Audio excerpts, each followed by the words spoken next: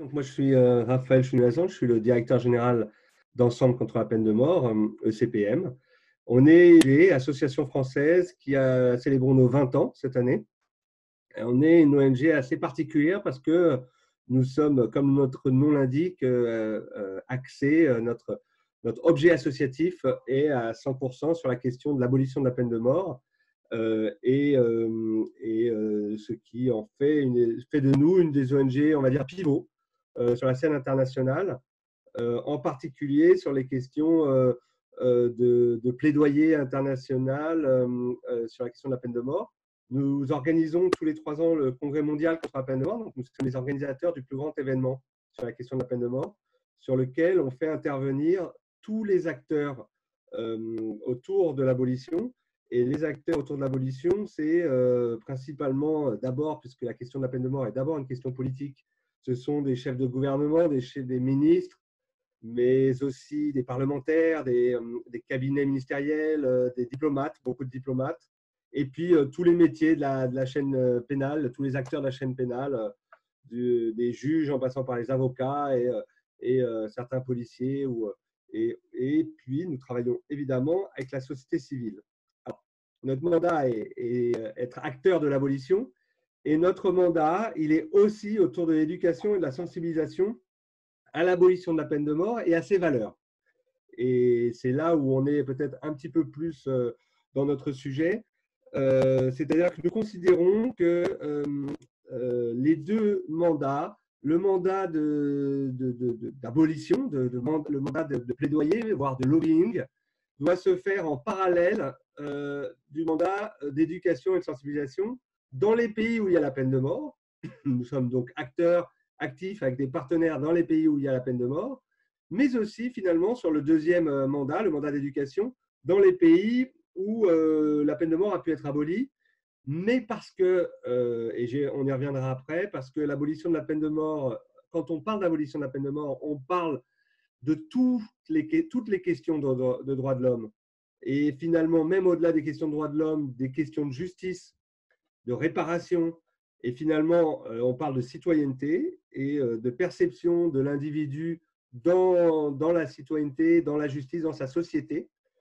On a très vite développé un certain nombre d'outils, d'interventions, à la fois dans des pays qui ont aboli la peine de mort et des pays qui ne l'ont pas abolie, à la fois en France et à la fois en Afrique, dans le monde arabe ou en Asie. Voilà l'idée maîtresse de l'association ECPM, fédérer les abolitionnistes, mais aussi porter les questions abolitionnistes partout où cela doit être porté. Bon, c'est très raccourci, mais c'est une… Laure, peut-être Alors du coup, dans cette grande mission, moi je suis en charge des projets d'éducation, donc de la conception des outils, de la formation des acteurs et de la mise en œuvre des activités.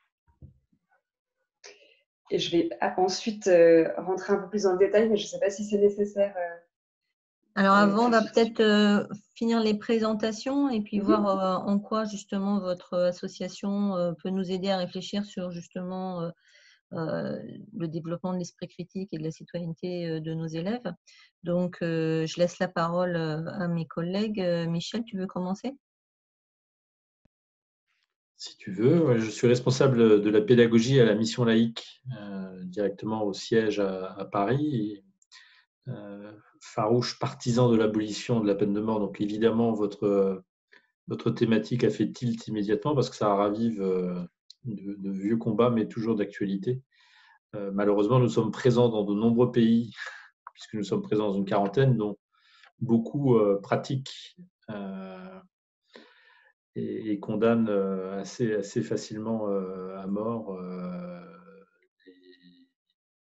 Donc oui, c'est un vrai sujet parce que nos établissements relèvent du droit local et que la médiane pour trouver un espace de parole et de dialogue, et c'est sans doute aussi, je pense, une forme peut-être de frilosité de la part de nos collègues. Donc l'enregistrement est bienvenu parce que il faudra du temps, il faut de la diplomatie, de la pédagogie, pour pouvoir malgré tout passer un certain nombre de messages à portée humaniste. Et la mission laïque, depuis son origine, et évidemment dans cette mouvance.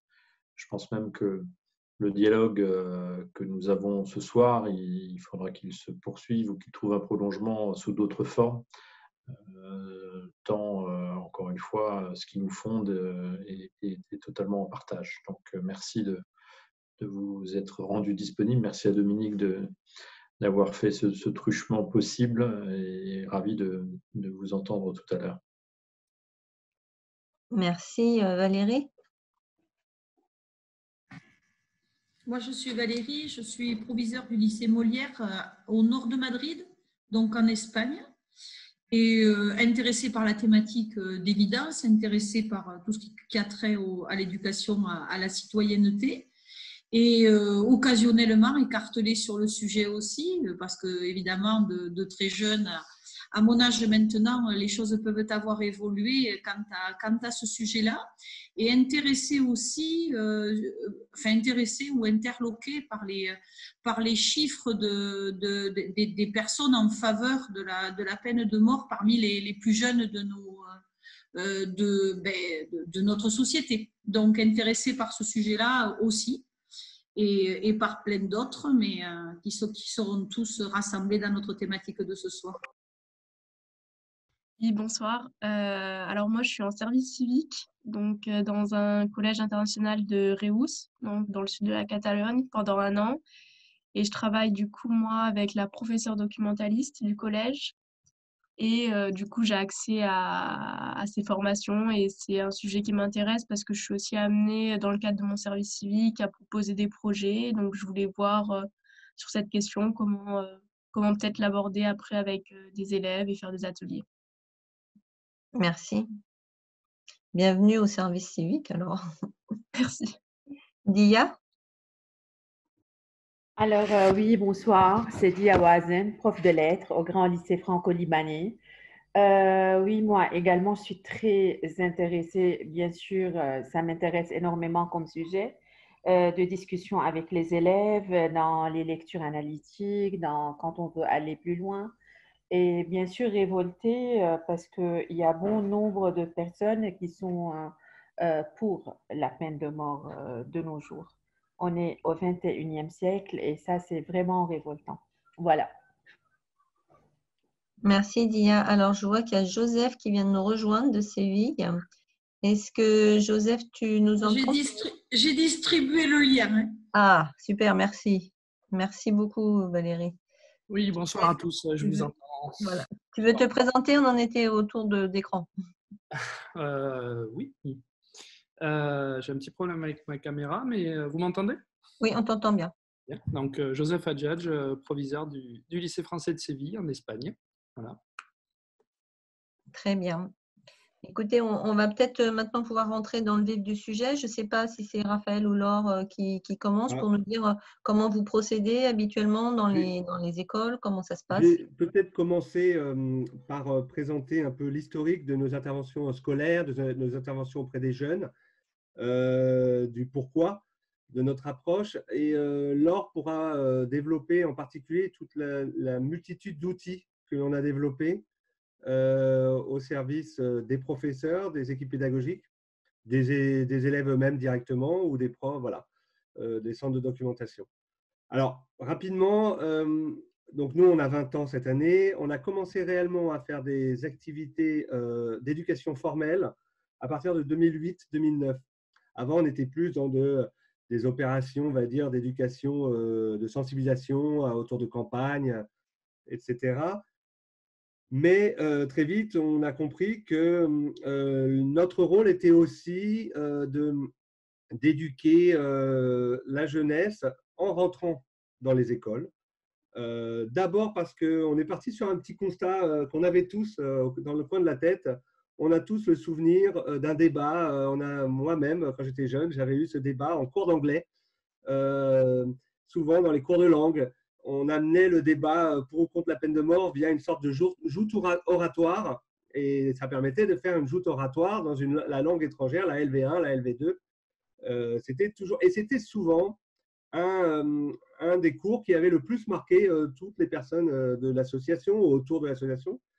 Et on s'est dit très vite qu'il fallait pouvoir répondre et intervenir dans les écoles auprès d'un public scolaire, dans une éducation formelle, d'autant plus que la peine de mort est au sujet, ou peut être au sujet, de quasiment toutes les matières, ou en tout cas d'un grand nombre de matières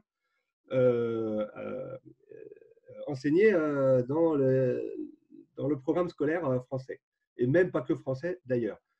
On sait très bien qu'il y a le sacro-saint programme scolaire, et nous ne sommes pas des révolutionnaires, nous ne voulons pas le remettre en cause, ce programme scolaire. Et donc, on s'est très vite dit, il faut qu'on s'intègre dans ce programme scolaire. Et en fait, c'est tellement facile de s'intégrer dans le programme scolaire autour de l'abolition de la peine de mort. Évidemment, en lettres, Victor Hugo, c'est une lapalissade, mais c'est une très belle lapalissade. On étudie Victor Hugo en première, on l'étudie au collège. Et en fait, c'est Victor Hugo. Et historiquement, d'abord, l'abolition de la peine de mort a été portée en France, mais pas que, dans le monde, par les Lumières et par la période des Lumières, par les intellectuels, par les écrivains, par les philosophes. Et du XVIIIe siècle jusqu'au milieu des années du XXe siècle, ce sont d'abord les écrivains et les philosophes qui ont porté l'abolition de la peine de mort. Depuis les philosophes des Lumières jusqu'à Victor Hugo, au XXe siècle, Albert Camus, Arthur Koestler et plein d'autres. Et donc, en fait, ça donne un nombre d'outils incroyables pour parler de la peine de mort dans cette optique d'être intégré dans un programme, que ce soit de philo, que ce soit de français, que ce soit de LV2, de LV1, de langue où on peut échanger. Parce qu'en plus, les peintres s'y sont mis. Évidemment, aussi bien de Goya en passant par plein d'autres peintres. Je parlais des écrivains français, mais il y a aussi des Russes en passant par Dostoïevski, etc., etc. Donc, notre première approche, elle a été sur cette idée de base, cette idée simple. C'est un sujet dans lequel on peut s'intégrer, aussi bien de profs d'art plastique, de langue, de français, de philo. On développe, et Laure pourra expliquer après même d'autres approches, et on va en développer d'autres. On a le projet de développer même de peut-être un peu plus iconoclaste, avec des approches transversales autour des professeurs. Et puis, petit à petit, notre projet, en 2008, s'est étoffé et s'est développé autour d'une autre pensée qui est, quand on parle de l'abolition de la peine de mort, c'est une formidable porte d'entrée, c'est peut-être la meilleure porte d'entrée pour parler de toutes les autres questions de droits de l'homme. Vraiment, quand je dis toutes les autres questions de droits de l'homme, c'est qu'on parle d'abolition de peine de mort, on parle de discrimination raciale. Alors, on a tous en tête les Noirs et les Latinos aux États-Unis, mais il n'y a pas que Noirs et Latinos aux États-Unis. On parle en Arabie Saoudite. Les questions ethniques aussi. La discrimination ethnique en Iran, par exemple, ou en Chine. L'utilisation politique, la torture, les questions de torture, mais aussi les questions LGBT, puisque 11 pays ont la peine de mort dans leur arsenal juridique pour homosexualité. Les questions des mineurs, avec la question de la peine de mort pour des mineurs. Et ça, il y a des pays qui appliquent la peine de mort pour mineurs. Les questions de discrimination sociale, la question sociale. Et finalement, à travers ce fil que l'on tire, le fil de l'abolition, on va tirer d'autres fils, et on va tirer beaucoup de fils qui vont parler de la notion même de droit de l'homme, la question d'état de droit, la question de droit international, autant de questions en fonction de l'âge des élèves qui vont permettre aussi de développer un sens aigu. Alors, un sens aigu du monde dans lequel on s'installe, du monde multilatéral, du monde, la question onusienne, puisque quand on parle de peine de mort, on va parler aussi de l'ONU, la question du droit, la question des avocats. Un nombre hallucinant de fois où je suis intervenu dans des écoles et où des publics souvent en difficulté, on intervient souvent dans des lycées et collèges en difficulté par la force des choses. ont, j'espère, créé des vocations, en tout cas en droit, des vocations d'avocats et d'avocates, en particulier chez les jeunes filles. Souvent, j'avais eu beaucoup d'attention parce qu'on parle de droit, on parle d'état de droit, on parle de la justice. On vient aussi rompre les idées reçues que l'on peut tous et toutes avoir sur la justice dans nos pays, qui sont souvent calquées sur des séries américaines. Peu importe où l'on se trouve, qu'on se trouve à Beyrouth, à Mantes-la-Jolie ou dans des quartiers, dans des beaux quartiers parisiens, on a souvent une vision, les jeunes et les moins jeunes ont souvent une vision erronée de la justice, ou en tout cas un peu à côté. Et ça nous permet aussi de revenir sur ce que c'est que la justice.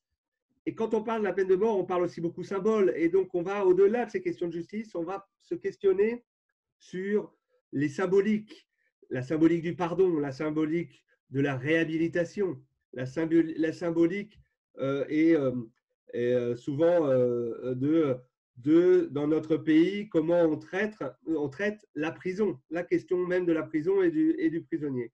Et finalement, au-delà de tous ces aspects, c'est la place de citoyen que l'élève est amené à se questionner. Alors, notre approche, elle est, et alors pour y revenir tout à l'heure, elle est fondamentalement basée sur l'idée que nous ne sommes pas là pour donner une parole descendante. Nous ne sommes pas là pour dire ce qui est bien et ce qui n'est pas bien de penser.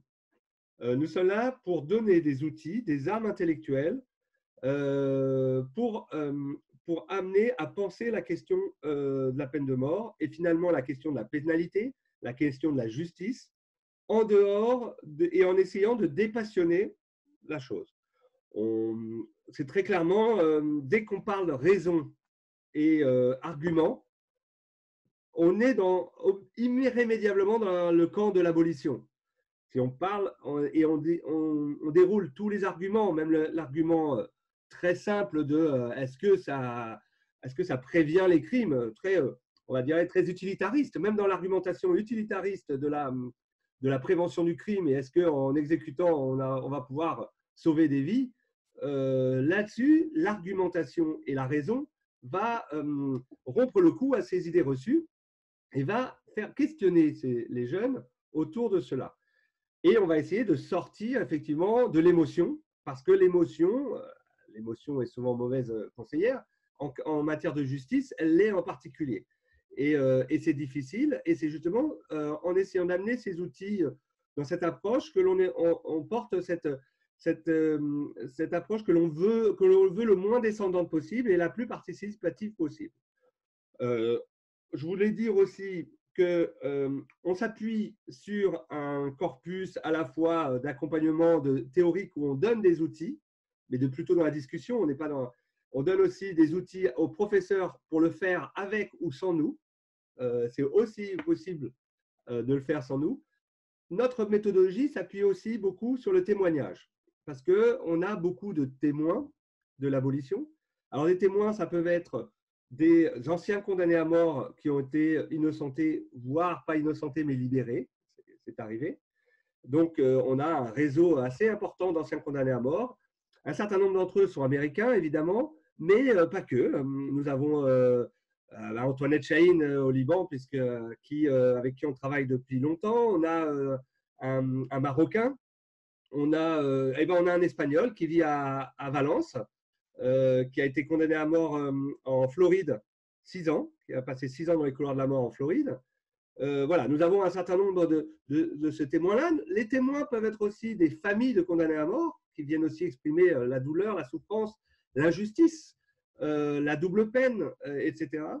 Nous avons aussi beaucoup de témoins qui sont autour des métiers de justice, des avocats qui sont souvent les premiers témoins de l'iniquité de la peine de mort, de l'injustice, de l'horreur aussi, de l'horreur que cela implique et de la rare dans la mise en application de la peine de mort.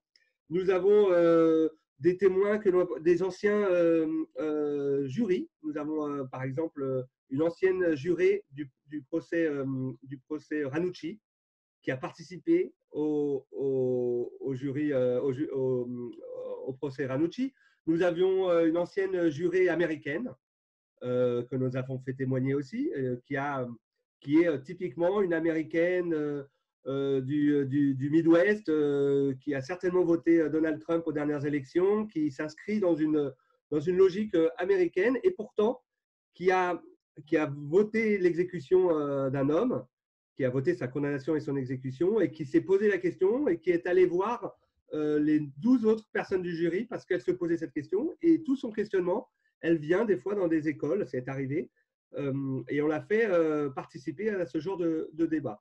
Nous avons dans le passé aussi fait intervenir des témoins comme un ancien bourreau, un ancien directeur de prison de Virginie, de l'État de Virginie, qui a participé directement à la mise à mort de, je crois, une centaine de condamnés à mort dans cet État et qui, du jour au lendemain, n'a plus pu continuer et s'est engagé dans un combat pour l'abolition. Nous avons aussi fait beaucoup témoigner, nous travaillons beaucoup aussi avec des familles de victimes. Des familles de victimes qui sont regroupées en associations, des familles de victimes américaines, plusieurs associations de familles de victimes de meurtres qui se sont engagées pour l'abolition de la peine de mort. Moi, je pense par exemple à Bob Curley, un père qui a perdu son fils de 5 ans violé et assassiné et qui a eu une campagne nationale où il explique comment il a été incité par ses amis, par les médias, par l'entourage pour demander la peine de mort, pour mobiliser la peine de mort. Et au bout d'un moment, il a fait ça. Et au moment, il a dit, mais non, ce n'est pas moi, vous êtes en train de me changer, je ne sais pas ce que je veux pas ça pour la mémoire de mon fils, et ce n'est pas la peine de mort qui va me rendre mon fils. Et il continue aujourd'hui à se battre pour l'abolition de la peine de mort aux États-Unis. Donc voilà le type de témoin, le type de témoignage qui est très diversifié. On a des témoignages qui viennent beaucoup des États-Unis parce que c'est évidemment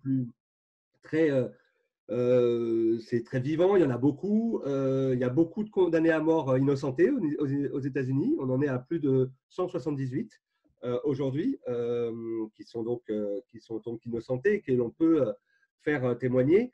Mais il n'y a pas que ça. Comme je vous ai dit, ça peut être provenir de multiples pays. Et on fait des tournées régulièrement. En tout cas, en France, on les a fait venir. Donc, nous faisons des programmes aussi bien en France, parce qu'on a un projet, alors principalement aujourd'hui en Île-de-France, mais on essaye de le développer dans certaines autres régions. Et puis, on a développé dans tous les pays dans lesquels on intervient dans notre autre mandat, qui est le mandat de plaidoyer, de lobbying, et sur lesquels on a des partenaires locaux, et on travaille avec des partenaires locaux dans tous ces pays. On a aussi ajouté des actions d'éducation formelle et informelle. Et dans tous ces pays-là, on a déjà fait des interventions. Alors, ces pays-là, ça va de le Maroc, la Tunisie, le Liban, la RDC, le Cameroun. Nous sommes intervenus à Taïwan, en Malaisie, en Indonésie. Donc, vous voyez, tous ces pays, ces exemples, viennent rompre le coup à une idée reçue beaucoup des collèges et des lycées et des institutions qui croient qu'on ne peut pas débattre ou que c'est compliqué, c'est piégeux. Eh bien, en fait, non. En fait, on a vu par l'expérience que même dans des pays qui peuvent être dits compliqués, alors des pays, par exemple, des pays musulmans, sur lesquels la question de la peine de mort est encore, peut être vue comme une question de fixation, eh ben, on a réussi à porter ces débats. On a réussi à porter ces débats, même en Jordanie, par exemple, où je suis intervenu dans un lycée jordanien et à l'université jordanienne. Donc, c'était au niveau d'un lycée d'université. On y arrive et au contraire, cela dénoue de nombreuses questions et en fait, il faut faire confiance aux jeunes, mais au contraire, il y a énormément de choses qui se passent au travers quand on aborde ces questions. Ma dernière expérience, c'était au lycée français de Addis Abeba en janvier dernier. Alors, ça date un petit peu, mais bon, il y a quelques mois ça fait longtemps que je n'ai plus voyagé, malheureusement. Mais c'était ma dernière mission où j'étais parti à Addis Abeba et on a porté cette question, j'y étais, la question de la peine de mort. Et certains professeurs étaient anxieux, d'autres au contraire étaient très porteurs de cette idée que ça allait développer développé plein de débats et j'ai vu des jeunes, alors extrêmement intéressés, énormément de participation, même si, alors je dois le dire, dans l'absolu, on préfère, et là Laure, elle y reviendra, je ne veux pas trop empiéter sur la partie de Laure, mais dans l'absolu, on préfère intervenir dans une classe, dans un contexte plus réduit, d'un public plus réduit, pour pouvoir avoir plus d'interaction. On se plie aussi des fois aux conditions, au timing, etc. On fait des fois aussi dans des amphis. Et là, dans un amphi, on passe de 20, 25 à 30, 300 personnes. Bon, on peut le faire, on sait le faire, même si ce n'est pas forcément ce qu'on recommande. Nous, on recommande vraiment d'espacer, de travailler avec des petits groupes, justement, pour permettre la circulation de la parole. Mais en tout cas, je voulais rompre le coup à cette idée reçue que la peine de mort dans un pays où c'est une question, on viendrait interférer sur une question politique du pays. Et ben, au contraire, ça vient animer beaucoup de débats qui résonnent dans la société, dans ces jeunes qui sont partie prenante de cette société, et qui vont aussi les faire réfléchir sur autre chose que la question de la pénalité a posteriori, mais plus sur la question de l'état de droit. Dans un pays, certains pays où c'est des jeunes démocraties, voire des démocraties balbutiantes ou un peu moyennes dans leur pratique, c'est aussi intéressant. Alors, on sait que dans les lycées français, les collèges français, on s'adresse souvent à des publics plutôt d'élite. Nous intervenons, pour votre information, nous sommes intervenus au Maroc dans des lycées français et collèges français, mais aussi dans des lycées et collèges marocains, à Rabat comme dans des villes plus périphériques, à Essaouira, à Fès, on est beaucoup intervenu à Fès. Voilà. Donc ça, évidemment, on intègre beaucoup de travail aussi autour en collaboration avec des partenaires. Nous sommes intervenus donc on travaille avec le théâtre. Je sais qu'il y a une session sur la question de l'art. Et ben, nous, on travaille beaucoup sur la question de l'art et sur des projets autour de l'art. Alors, il y a le théâtre, mais il y a aussi, tous les 2 ans, on a un concours mondial de dessin pour l'abolition, où on fait, à travers les posters, le design, le dessin, on travaille là-dessus. Alors, certaines classes, on les a accompagnées encore plus. On les a accompagnés avec des designers, des dessinateurs, avec des réseaux internationaux de designers. Ça nous est déjà arrivé. On avait accompagné aussi des projets de classe dans le passé sur le journalisme. On avait fait un magazine de l'abolition avec plusieurs classes. Donc, voilà de types de projets qu'on a pu mener avec des classes qui sont tout à fait possibles, sur lesquels le fil conducteur, c'est l'abolition de la peine de mort, mais finalement, on a travaillé énormément d'autres sujets. Je tiens à dire aussi, et c'est la période, nous avons travaillé sur la question de la caricature et la peine de mort avant même les attentats de Charlie Hebdo. Le jour des attentats de Charlie Hebdo, en 2015, mon équipe était en Seine-Saint-Denis, dans un collège de Seine-Saint-Denis, avec un caricaturiste iranien, qui est aujourd'hui le caricaturiste de La Croix, du journal La Croix, Kianouch Ramelzani. Et ce caricaturiste iranien, on était dans une classe en Seine-Saint-Denis en train de parler caricature et peine de mort. Et voilà, nous avons travaillé aussi, par exemple, aussi sur les questions je parlais des associations de victimes. On travaille beaucoup aussi avec l'association française des victimes du terrorisme ou l'association marocaine des victimes du terrorisme, pour aussi délier cette notion que les victimes, et alors le crime absolu, les victimes de terrorisme, ne sont pas irrémédiablement d'office pour la peine de mort, et que la pensée, elle est plus complexe. Et on apporte cette complexité par le témoignage et par ces échanges. Et puis, on apporte aussi de la base via les outils pédagogiques, et ça me permet de pouvoir passer la main à Laure pour vous décrire un peu toute notre approche pédagogique. Merci. Alors, c'était déjà assez complet. peut-être pour revenir un petit peu dans le détail, donc, alors, si, en parlant de transition, on parle beaucoup de débat et je sais que c'est au cœur de l'éducation à la citoyenneté. Aujourd'hui, je dirais que nous, on amorce davantage une conversation, une discussion avec les élèves pour que justement ils soient armés, la formule est un peu opportune, mais pour qu'ils soient outillés pour justement se lancer dans un débat. On part du principe que sans connaissance, c'est plutôt alors soit on est dans de la provocation, soit on est dans quelque chose de pas très intelligent. Donc en fait, voilà, notre mission, c'est pas tant de débattre avec eux, c'est de leur amener les connaissances suffisantes pour qu'eux puissent débattre et surtout se forger une opinion personnelle. Donc on est évidemment dans le développement de l'esprit critique, mais aussi dans la capacité d'argumentation. Donc on est sur le fond et sur la forme, sur la thématique. Et au cœur de nos actions et de notre méthodologie, il y a évidemment la liberté d'expression qui vous occupe en ce moment, d'après ce que j'ai compris. Donc, je ne vais pas revenir sur évidemment l'importance des notions de respect, etc., quand on développe quand on met en place ce type d'action. Je pense que vous le savez tout aussi bien que moi. Mais oui, on met vraiment l'accent sur l'acceptation des désaccords, l'expression de cette pluralité des points de vue. On leur dit toujours qu'on est évidemment là pour essayer de les convaincre, mais que de toute façon, à la fin de la journée, ils auront leur avis. Voilà, nous, notre idée, c'est que cet avis soit le plus éclairé possible.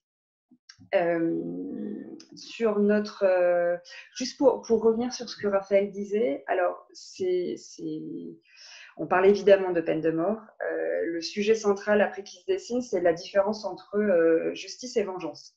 Donc finalement, entre le collectif et l'individuel, on parle d'une sanction pénale. Enfin, la première réaction des plus jeunes, mais pas que, c'est de se décrire comme abolitionniste, sauf dans certains cas, ou sauf si ça touchait nos proches.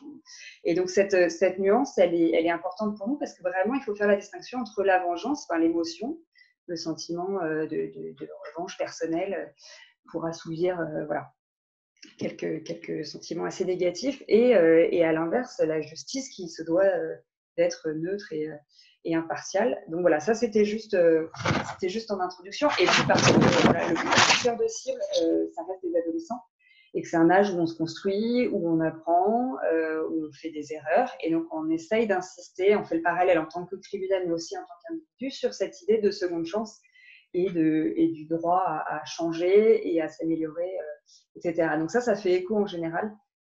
On le disait, c'est pas forcément l'objet de la discussion de ce soir, on intervient en éducation formelle, mais aussi dans d'autres cadres, avec des primo-délinquants, avec la PJJ, etc. Et donc voilà, ce droit à la seconde chance, il est vraiment essentiel dans la compréhension de certains points de l'argumentaire abolitionniste, et notamment du fait que ce soit une décision et une action irréversible. Voilà, donc ça, c'est vraiment important pour nous. Peut-être sur notre méthodologie, alors ça a un peu chamboulé parce que j'essaye de pas me répéter, mais donc en gros, dans le cadre de l'éducation formelle, on intervient dans des classes sur des modules de 2 heures. La première heure étant une partie un peu théorique. Alors, il y a un fil conducteur, et là, on va tester tout de suite mes capacités d'adaptation. On a un fil conducteur qui est un support vidéo. Alors, je vais essayer de vous en diffuser. Et on a un court extrait, je ne sais pas combien de temps on a. Alors, vraiment un court extrait. Vous me dites si ça fonctionne. Alors là, je partage mon écran. Oui, c'est bon, ça commence à partager. Et là, je vais partager le son. Attention. Voilà.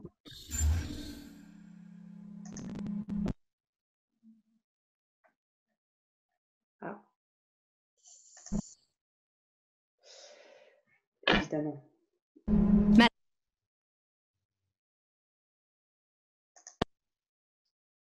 Bon, eh ben, je vais le laisser charger un petit peu. Peut-être qu'on reviendra tout à l'heure. Ok. Parfait. Eh bien, écoutez, gros suspense. De toute façon, j'en profite pour vous dire que tous nos outils sont sur le site internet, soit téléchargeables, soit voilà, sur demande. Mais, alors, comment… Alors, moi, la technologie, oula, on va laisser charger un petit peu. Mais en gros, du coup, c'est une trame qui nous permet, de ne pas omettre certains points importants de notre argumentaire. Donc, on a une base de 10-12 arguments à aborder en classe. Donc, la durée totale de la vidéo, c'est 17 minutes, si je ne me trompe pas. Et donc, ça facilite un peu la conduite de la séance. Mais ça permet aussi, donc c'est une vidéo, mais c'est surtout un outil qui permet de faire des pauses et d'entrecouper avec des activités pédagogiques, donc soit en groupe, soit en classe entière, etc. Donc, ils ne sont pas face à une vidéo pendant 17 minutes. Mais j'essaierai… vraiment, je vais m'obstiner un petit peu, je vous la partagerai. Et donc, on essaye d'intercaler, déjà parce que c'est toujours plus interactif et que 17 minutes, ça peut être assez long. Et puis, ça nous permet d'avoir la flexibilité nécessaire pour insister sur un concept ou une valeur ou un argument spécifique en fonction, voilà, vous voyez, enfin, on forme nos bénévoles aussi, mais en fonction de l'atmosphère dans la classe, de s'il y a eu des interrogations ou des réticences à la mention d'un argument plutôt qu'un autre. Voilà, donc on est assez flexible. Et on a toute une liste du coup d'activités, enfin de jeux, on aime ou on n'aime pas le terme, mais voilà, qui permet de revenir et d'approfondir certains de nos arguments. Alors, c'est pareil, je voulais vous partager ça.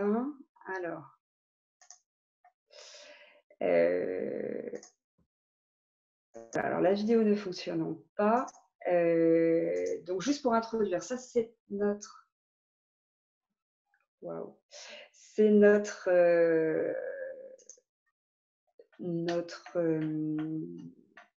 présentation. Non? Voilà, notre guide notre catalogue d'offres pédagogiques. Donc, vous voyez assez sommairement, mais donc, il y a les interventions scolaires, ce que je vais vous détailler là, mais après, il y a des supports pédagogiques pour les formateurs, sachant que les formateurs, pour nous, peuvent être soit des membres salariés de l'association, soit des bénévoles, qui sont aussi outillés pour intervenir. Et sur le fond et sur la forme, pareil, j'ai une classe, c'est peut-être évident pour vous, ça l'est pas pour tout le monde, donc voilà, sur la thématique, et puis sur aussi comment interagir avec des adolescents, d'autres outils qui peuvent être clés en main pour les jeunes, des projets créatifs, comme Raphaël le mentionnait. On essaye vraiment de multiplier les supports, les canaux pour faire en sorte de motiver et puis d'inspirer, d'arriver à se projeter. C'est pas forcément une thématique, a priori, à part le Liban, c'est pas une thématique qui nous touche de près, qui les touche de près dans les sociétés dans lesquelles on vit, quand ça a été aboli. Donc voilà, les représentations théâtrales, je pense que vous aurez pas mal de détails aussi. Et ensuite, voilà, ça peut être des projections de débat, ça peut être… alors, quand on parle de représentation théâtrale, c'est le travail avec des troupes qui viennent faire des représentations. En revanche, on utilise des jeux de rôle et la reconstitution de procès, par exemple, dans lesquels, pour le coup, ce sont les élèves qui jouent. Donc voilà, donc tous ces outils sont disponibles. Alors peut-être sur une ou deux activités que je mentionnais. Alors, donc ça, c'est un… Alors, il y a de gros décalages avec mon écran. Je suis navrée, je n'ai pas vraiment l'habitude, mais on va l'apprendre. Ça, c'est un jeu de rôle, alors librement inspiré de l'affaire Ranucci, qu'on mentionnait tout à l'heure, qui leur permet… Alors, toutes les fiches de présentation sont faites de la même façon, un peu en fiche pédagogique. Vous avez le matériel s'il y a besoin, les objectifs, voilà. Donc ça, je vous laisserai en prendre connaissance si ça vous intéresse. Celle-ci notamment, elle permet de se positionner un peu, de jouer un rôle. On parlait de la défense entre l'individuel et le collectif, les jugements qui mènent à une condamnation à mort. La justice, elle est rendue par des hommes, avec un grand H, quoi qu'il en soit. Donc, c'est intéressant de pouvoir se projeter, soit en tant que juré, soit en tant enfin, il y a tout un panel de rôles à occuper. Mais en tout cas, que soit qu'ils vivent dans un pays qui n'a pas aboli la peine de mort, soit qu'ils voyagent, soit qu'ils aient étudié à l'étranger ou autre, ils peuvent être un jour ou l'autre confrontés, soit en tant que victime, soit en tant que, du coup, que juré ou autre. Donc ça, c'est un jeu de rôle. Le jeu du positionnement, alors qui est sur la base qui a un débat mouvant pour le coup, qui permet, arrêtez-moi, on est en petit comité, si vous les connaissez, n'hésitez pas, qui permet de répartir les élèves en deux catégories. En gros, il y a une ligne au sol et on leur demande de se répartir en fonction de s'ils sont pour ou contre la peine de mort. Et puis ensuite, on va lire de très courts énoncés et on leur donne la possibilité de changer de côté en fonction de ces énoncés. Évidemment, mouvements qu'ils doivent justifier quand ils le peuvent. Mais ça permet, de leur faire comprendre qu'on peut changer d'avis, et de réaliser que finalement, une réaction qui est plutôt instinctive et qui va jouer sur l'affect, parce qu'on a mentionné que voilà, telle personne s'en était pris à des enfants. Voilà. D'emblée, on peut changer d'avis et basculer dans un camp qui n'était pas le nôtre au départ, mais que finalement, avec de la réflexion et avec de l'écoute et du dialogue, on en arrive à questionner ses propres réactions et à les faire évoluer. Donc voilà, ça c'est une activité qu'on aime beaucoup, et puis surtout parce qu'en milieu de séance, ça leur permet de bouger un petit peu. Qu'est-ce que je peux vous présenter d'autre? Alors, celle-ci, alors qui s'appelle Un pas en avant, qu'on a développé en partenariat avec l'association chrétienne contre la torture, qui est un peu sur le même principe. Et ils sont tous en ligne et on donne des cartes personnages, et en fonction de la personne qui les incarne, on va lire des énoncés et ils avancent d'un pas s'ils sont concernés, si leur personnage est concerné par cette situation. Et on se rend compte qu'au final, petit à petit, ils vont avancer, de façon très schématique, mais vers une possible condamnation à mort, ce qui permet de mettre en lumière l'aspect discriminatoire de la peine de mort, et le fait que oui, si on a peu de ressources financières, si on est de telle minorité, avec telle orientation sexuelle, on aura beaucoup plus de risques de se retrouver dans les couloirs de la mort que si on ne remplit pas ces critères. Alors voilà. Après, il y en a une multitude, hein, vraiment. Donc, je vais passer sur le détail. Mais voilà un peu ce qu'on met en place lors de cette vidéo. Et puis, comme Raphaël alors, je vais peut-être... Comment est-ce qu'on peut... Voilà. Et la deuxième heure, parce que... du coup, on le disait, nos interventions, elles se basent sur du factuel. On essaye au maximum de se détacher de l'affect et des émotions. Toujours est-il qu'on s'adresse à des générations qui n'ont pas connu le combat pour l'abolition, qui n'ont pas assisté à des exécutions, mais qui n'ont même pas suivi des procès qui menaient à une condamnation à mort, etc. Donc, il y a quand même une dimension, il est intrinsèquement lié à l'humain, ce sujet. Donc, il faut quand même garder à l'esprit qu'il va falloir un moment qu'ils puissent s'identifier. Et donc, on essaye de donner un visage à la peine de mort, qui est quand même un sujet très éloigné de leur quotidien en général. Et donc, on fait appel à des témoins. Donc, ces témoignages durent à peu près 1 heure. Donc, je ne reviens pas sur la variété des témoins, mais voilà, les gens... ces personnes racontent un peu leur histoire et ensuite échangent avec les élèves. Ce qui est, même dans les classes où il peut y avoir un petit peu de provocation au début ou sur leur positionnement, etc., ce qui se passe bien dans 100% des cas, parce que justement, ils ont quelqu'un en face d'eux et qui a ces émotions et ce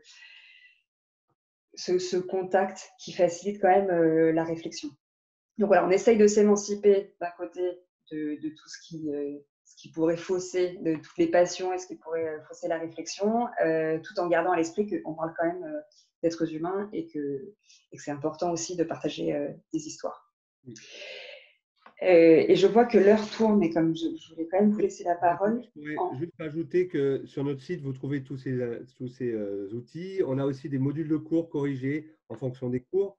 Donc, vous avez quand même beaucoup d'outils offerts, enfin mis à la disposition des collèges et des lycées. Peut-être qu'on n'a pas précisé. Habituellement, enfin principalement, nous nous adressons plutôt à des élèves de la 4e jusqu'à la 1re. Bon, la terminale, en général, ils sont pris par le bac. Ça nous est arrivé quand même de faire, dans le cadre d'interventions auprès de terminale, surtout philo. Mais parce que voilà, il y avait un prof très motivé sur la philo. Et comme ça laisse vraiment la porte à des débats philosophiques, c'était intéressant.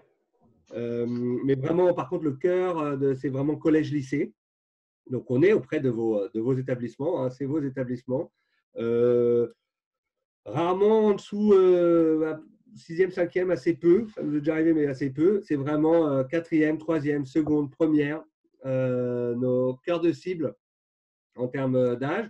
Alors, nous, à côté de ça, ça vous concerne moins, on développe sur les facs, mais c'est notre cœur de cible. Notre idée, elle est aussi vraiment, notre ambition en tout cas, c'est de faire que le débat puisse sortir du lycée. On aimerait que ça puisse aller vers les parents. Et on a des retours, on a pas mal de retours, où les élèves et certains parents sont revenus vers le professeur ou le proviseur en disant « Moi, je n'étais pas trop pour qu'il y ait cette discussion au sein du collège, etc. » Et en fait, ça nous a fait réfléchir.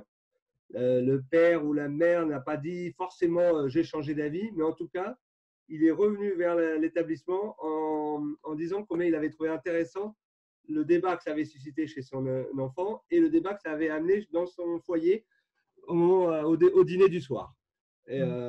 Et voilà, ça c'est aussi une de nos ambitions, ce débat. Et c'est vrai que le témoignage est un moment fort et que on invite quand même à ce qu'il y ait le maximum de témoins, quel qu'il soit. Encore une fois, un témoin n'est pas forcément un ancien condamné. Après, on peut le faire sans témoin, c'est aussi possible. L'art est peut-être un vecteur qui vient combler l'absence de témoins, plus que voilà. Mais de l'art tout seul, sans débat, c'est dommage. Pensez, par exemple, qu'on va faire une projection sans débat ou une intervention théâtrale. Voilà, on travaille avec l'Embellie Turquoise sur le dernier jour d'une condamnée à mort. Donc, le dernier jour, ils ont féminisé Victor Hugo, le dernier jour d'un condamné. Et on travaille avec eux et eux sont très… Lucilla et Bruno, Lucilla actrice et Bruno le chef de cette troupe, veulent absolument qu'il y ait un débat parce qu'on ne peut pas non plus ne montrer qu'une pièce aussi forte sans qu'il y ait ce débat, qu'il y ait aussi cette contextualisation, qu'il y ait aussi ce travail sur l'argumentaire, sur les faits, sur la situation mondiale, etc. etc. Et je crois que c'est complémentaire. Voilà, donc des témoins ou des activités culturelles sont un formidable vecteur pour accompagner aussi le corps de l'argumentaire que nous, on porte au travers de nos outils. Et maintenant, peut-être qu'on peut avoir une discussion. Valérie, tu avais commencé à mettre quelque chose dans le chat. Je ne sais pas si tu veux enchaîner. C'était au moment de l'intervention de Laure par rapport au débat, savoir si le débat était codifié dans sa forme, c'est-à-dire est-ce qu'il y a des rôles assignés autour de la table ou est-ce que c'est un débat libre et ouvert? Est-ce que les règles sont posées en termes de prise de parole par rapport à la non-intervention éventuelle sur la parole d'un autre, etc. Alors, on rappelle les règles d'un déroulement de débat en démocratie. Après, alors, on invite les professeurs qui s'en saisissent, notamment les professeurs de français, à faire, oui, du débat argumenté, etc., quelque chose de très codifié. Nous, on essaye au maximum de libérer la parole. Il y a quand même très peu de jeunes qui osent, c'est peut-être pas le terme approprié, mais en tout cas qui prennent position et qui s'aventurent quand même à partager un avis, surtout s'il va à contre-courant avec le reste de la classe. Donc on essaye de pas forcément, tout en maintenant les règles de respect des avis et des camarades et du témoin. Mais sinon, non, on reste assez flexible là-dessus. À chaque fois que je suis intervenu, moi, dans une classe, alors je n'interviens pas dans toutes, bien au contraire, mais à chaque fois que je suis intervenu, depuis ça fait maintenant 12 ans que je suis à l'ECPM, je suis directeur, je suis intervenu de très nombreuses fois, comme je vous l'ai dit, souvent en Seine-Saint-Denis, mais aussi dans des lycées français à l'étranger. Et en Seine-Saint-Denis, des fois dans les pires lycées et pires collèges, c'était en collège, dans les pires collèges de Seine-Saint-Denis, je pense à la Courneuve, je pense à Épinay-sur-Seine, à Sevran, etc. Le débat, au début, il monte, et en fait, il est assez respectueux. Il y a une autorégulation, oui. Il y a une autorégulation, il est assez respectueux parce que c'est vrai. Alors, pas toutes les fois, mais souvent, je suis intervenu aussi avec un témoin. Alors, le témoin, il porte quelque chose. Et le témoin, il porte… alors, en plus, là, pas toujours, mais quand même souvent, c'était des anciens condamnés à mort. Il faut imaginer voilà, ce que ça porte. Les enfants étaient extrêmement impressionnés à la fois du témoignage. Et chaque témoignage a sa particularité. Il y en a certains, ils sont… je pense à, par exemple, Pete Uko, qui est un Kényan, un ancien condamné à mort kényan. Je peux vous dire, c'est du show. Il capte l'attention. Je suis allé, je me rappelle, dans un collège à Bagnolet, dans 93. Malheureusement, on avait fait en auditorium. Il y avait 350 enfants. Et bien, je peux vous dire, les 350 enfants de Seine-Saint-Denis, ultra attentifs et ultra participatifs. Alors, c'est difficile en 350 d'avoir dit les 350 ont participé. Ça, c'est pas vrai. Mais par contre, il y avait une vraie ambiance où les jeunes restaient après. On les a gardés 2h30. Ils sont restés sur leur récréation. Ils voulaient faire des photos, ils voulaient continuer les questions qu'ils n'avaient pas pu poser. On a pu, par exemple, Pete a fait cet exercice très simple. Il a demandé à 14 personnes, 14 enfants de venir, et à eux, 14, ils ont représenté la taille de sa cellule. Et il a passé 18 ans dans cette cellule. Et donc, il a pu aussi… On parle aussi d'enfermement. Il y a la question de l'enfermement qui est abordée. Il n'y a pas finalement une question au-delà de la peine de mort, il y a aussi la question de l'enfermement, etc. De réfléchir à l'enfermement, de conceptualiser l'enfermement. Et donc, il a pu, par un petit jeu de rôle, par des jeux de prise de parole aussi, de manière assez forte. D'autres, ça va être peut-être plus émotionnel. Effectivement, Antoinette Chahine, ancienne condamnée à mort au Liban, qui est dans le témoignage, elle est aussi beaucoup dans l'émotion. À nous de canaliser, c'est-à-dire que l'émotion, c'est bien, mais on le canalise et ça marche pas mal. La force du témoignage est assez extraordinaire. Elle permet aussi à ces enfants je pense que pour beaucoup d'enfants, en tout cas pour un certain nombre d'entre eux, nos interventions, ils s'en souviendront de nombreuses années. Et ça a pu les faire réfléchir entre eux dans leurs discussions. Je vous l'ai dit, certaines fois, notre témoin, c'était une avocate. Je me rappelle une avocate américaine qui était venue. Et ben, je me rappelle, j'ai vu un groupe de filles. Je suis persuadé qu'au moins une ou plusieurs d'entre elles deviendront avocates parmi ces filles qui ont été subjuguées par cette avocate américaine. Il y a eu une sorte de rencontre presque de charme, de subjugation de ces jeunes. Là, c'était plutôt des jeunes filles que j'avais très clairement perçues comme comme vouloir faire quelque chose. Et c'était à Courneuve, zone très, très, très, très chaude à la Courneuve. Donc, vous voyez, on était sur des… après, c'est pas, là, je prends des exemples. On n'est pas, encore une fois, que dans des zones sensibles. On n'est pas que dans des zones… mais c'est… et puis, on voit aussi, je voulais dire… c'est vrai entre le jeune collégien, alors, qui est beaucoup plus centré sur la question de l'individu, et le lycéen qui va être plus sur le collectif, sur le concept, on voit le jeune ayant grandi, on essaye de sortir le collégien et le faire se questionner, de dépasser l'individu. Alors, de dépasser, mais est-ce que lui de qui mérite, qui ne mérite pas, et d'aller sur du conceptuel. Alors, sur le collégien, ça commence, et c'est justement ces années de collège. C'est pour ça qu'avant 5e, c'est un peu juste, parce que le 6e, le 5e va être peut-être trop centré sur l'individu et pas assez encore en capacité à conceptualiser. Mais quand même, il commence. Et c'est assez intéressant, cette capacité à pouvoir passer de l'individu, du moi, du je, au nous, au bien collectif, au bien commun, etc. Merci. Est-ce qu'il y a d'autres collègues qui veulent prendre la parole? Oui, moi je voulais poser une question en général. Quand on fait appel à vous, sont les équipes enseignantes en priorité qui viennent vers vous ou sont les chefs d'établissement qui font appel à vous? C'est rarement les chefs d'établissement. Mais on en serait tout à fait ravis. Non, pour la simple et bonne raison que, alors là, de façon assez schématique, je vous ai dit qu'on intervenait en créneau de 2 heures.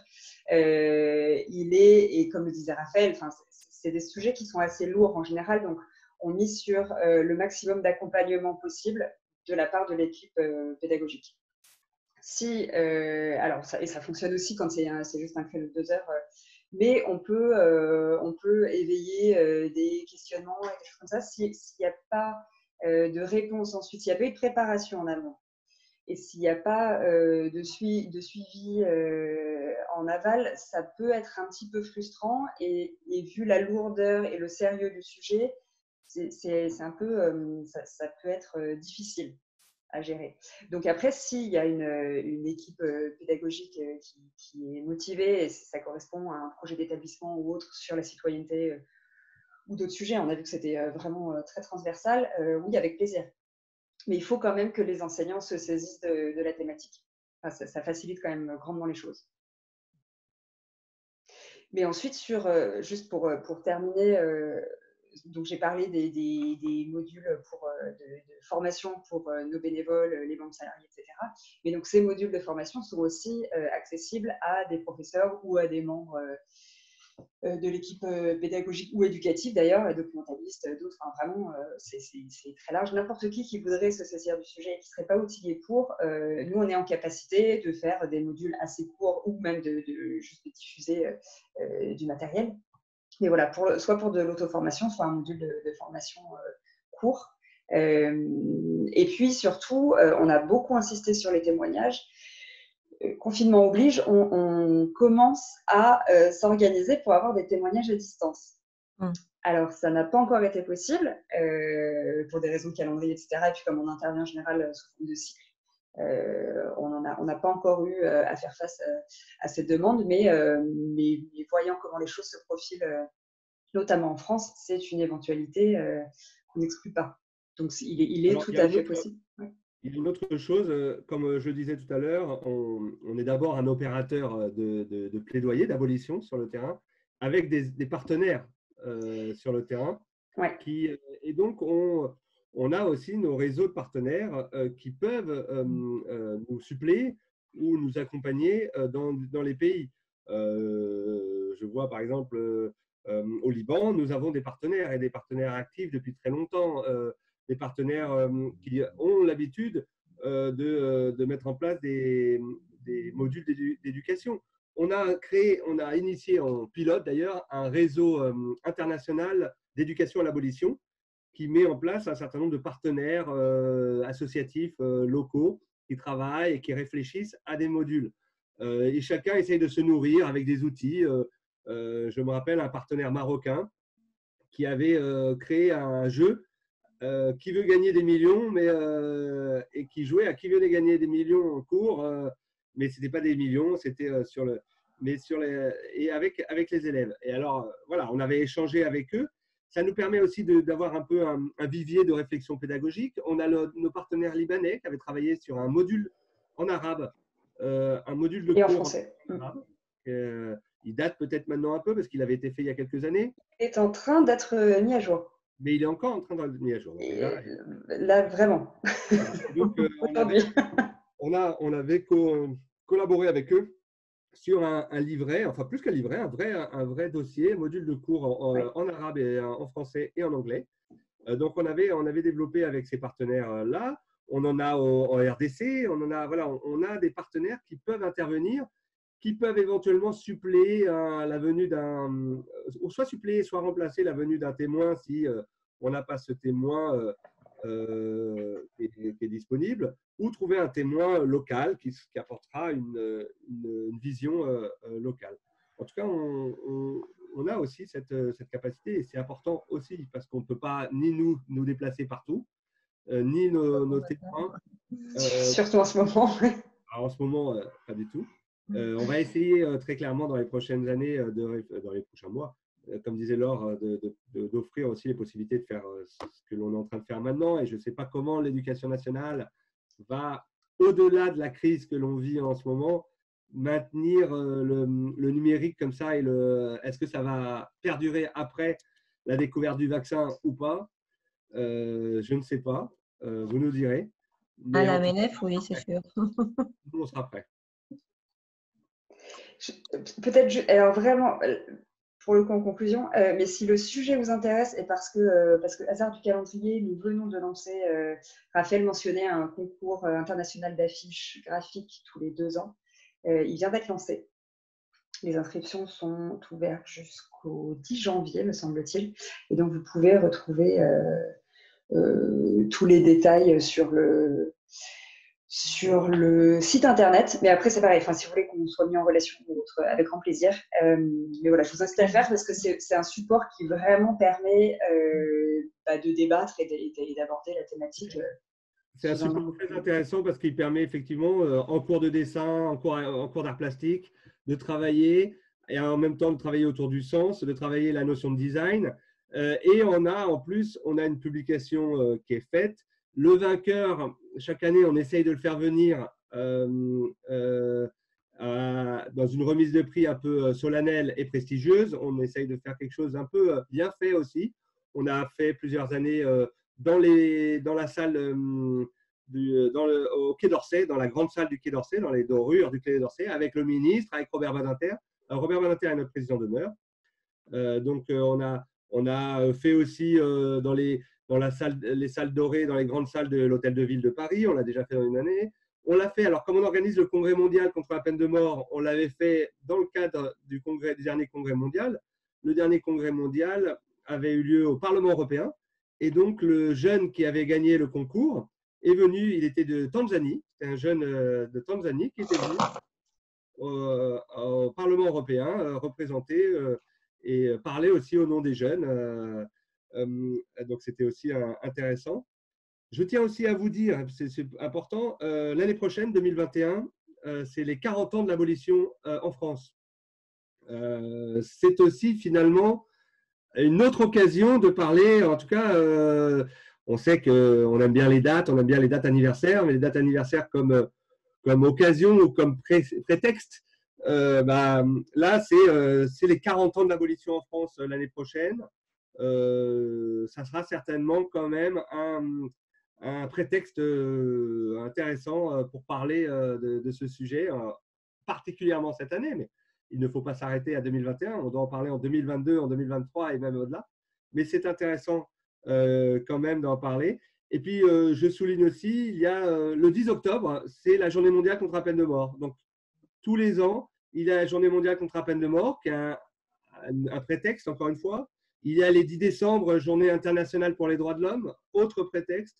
Voilà, on s'appuie aussi sur des dates qui sont des dates utiles. Et comme je disais, on travaille sur tous les toutes les questions de droits de l'homme, quand on parle de peine de mort, on peut s'intégrer à d'autres dates du calendrier international, les journées des droits des femmes, les journées contre la torture, toutes ces dates, ou les journées pour la justice, la réhabilitation et la justice. Il y a des journées pour toutes les dates aujourd'hui et pour toutes les causes.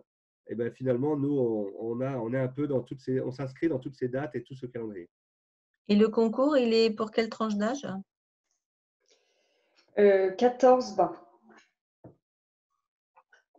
Suffisamment large. Finalement, 14-18, mais on n'est pas, voilà, on ne veut pas être discriminant.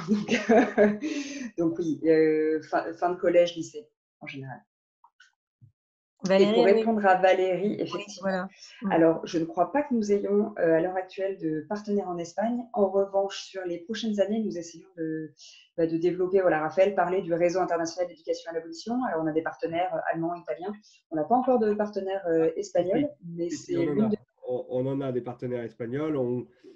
Après, on travaille de manière épisodiquement avec eux, mais si en Espagne, alors en Espagne, on travaille de temps en temps avec la communauté de Santé Gidio, la communauté Santé Gidio qui est très active à Madrid, ils sont là. Et puis on a ce qu'on a en Espagne assez facilement. Par contre, c'est comme je vous l'ai dit, on a un ancien condamné à mort à Séville, qui est formidable, qui est très bien. Qui s'appelle José Luis Martinez. José Martinez, qui a passé, donc je vous l'ai dit, 6 ans en Floride, dans les couloirs de la mort, et qui lui, il vient, son témoignage par exemple, il est très fort parce que il vient rappeler la question. Lui, il explique combien lui il croyait dans le système américain. C'était un jeune immigré qui voulait faire son trou en Floride. Il n'était pas pauvre, il était concessionnaire automobile. La vie était belle pour lui et à un moment, il croyait dans le système. Et à un moment, la machine judiciaire l'a broyé. Il y a eu une erreur judiciaire, etc. Et il montre que s'il a pu s'en sortir lui, c'est parce qu'il a été soutenu par sa famille, qu'il a été soutenu par le gouvernement espagnol, qu'il a été soutenu financièrement aussi, et qu'il a pu financièrement s'en sortir.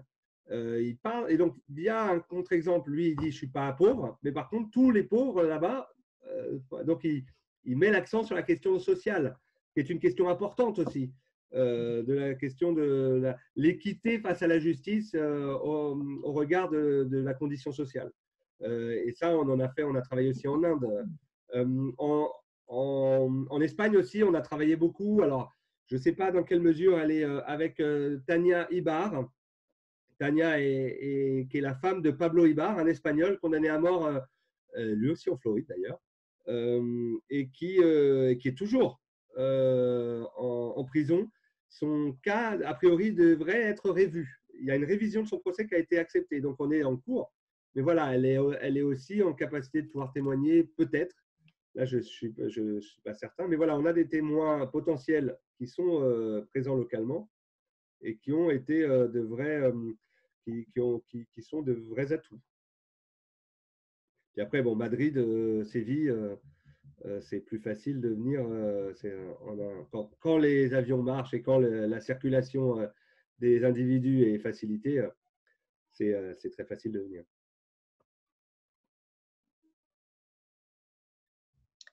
Merci beaucoup pour tout ça. Est-ce que d'autres personnes veulent intervenir avant qu'on arrête cette session? Ben, venez donc sur ecpm.org. Vous allez sur le volet éducation. Vous trouverez tout. Vous pourrez avoir contacté vous aurez les contacts de Laure et Solène, notre équipe éduquée.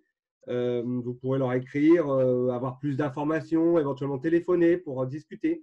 Ça peut passer aussi par cet échange et ce biais.